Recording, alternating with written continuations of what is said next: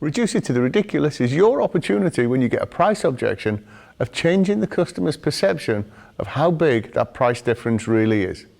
Let's have a look at how this one works.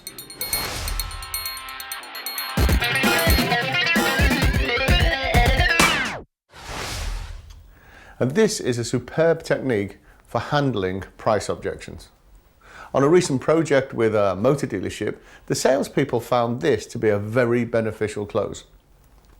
In one particular instance, the salesperson and the customer found themselves to be about £300 apart on the price.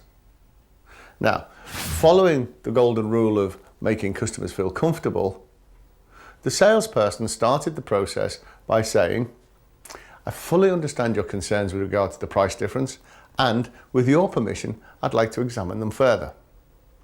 May I ask you how long you keep your car?"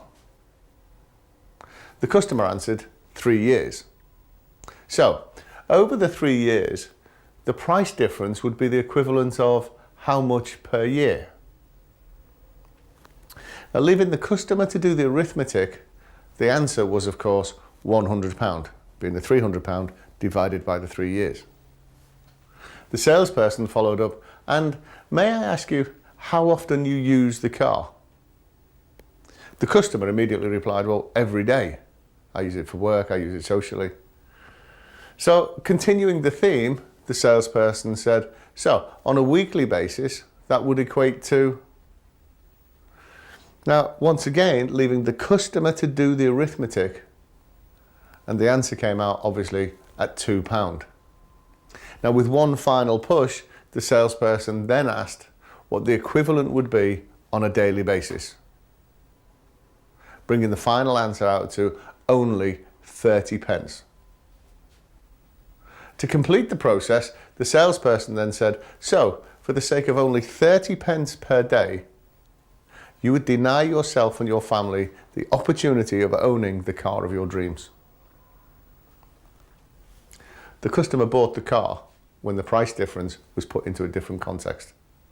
And that's the purpose of the reduce it to the ridiculous close. To put the price difference into a different context and to change the customer mindset when considering any kind of price differential. Now, the basic rule in reduce it to the ridiculous close is that the customer must do the arithmetic.